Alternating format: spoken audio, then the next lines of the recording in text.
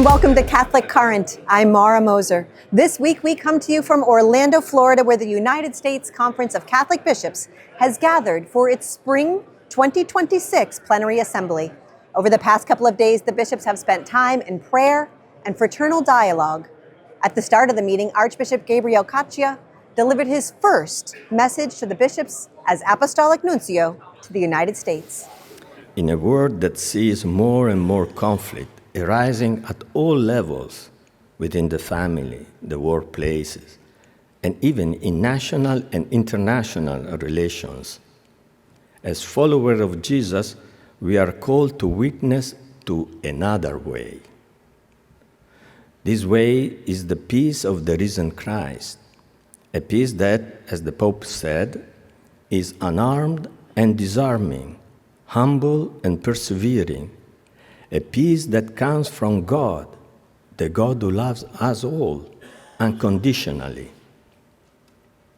The consecration of this nation to the Sacred Heart of Jesus, which we'll carry out tomorrow, gives a spiritual center to this assembly.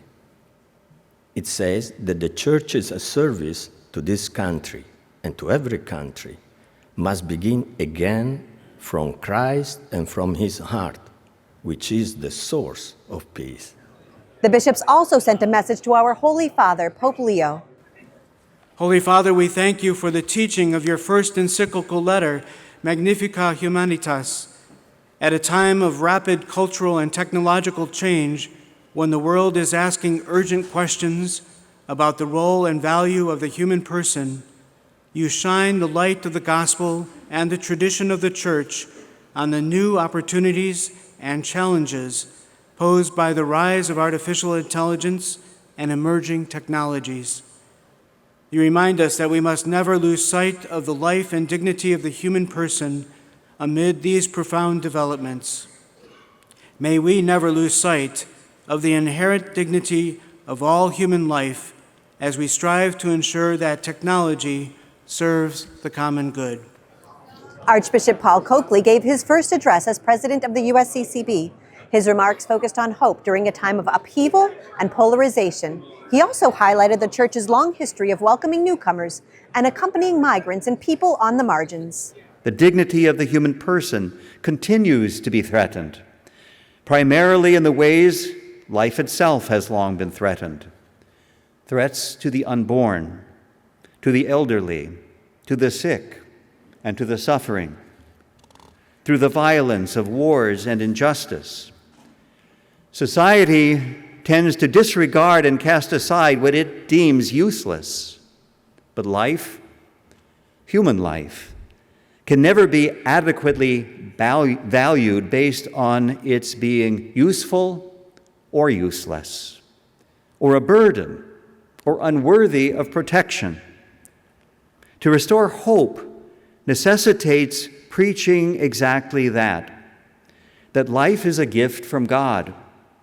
Every life has value and dignity, and we cannot forfeit that dignity even when it is besmirched by sin and wickedness.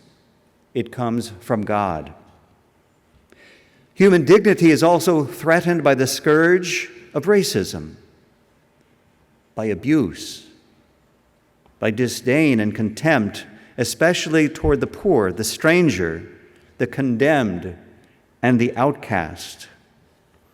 The words of Christ that whatever we do to the least among us, we do to him, not only remind us of our duty as Christians, but of the dignity and value the Lord has instilled in every person created in his image.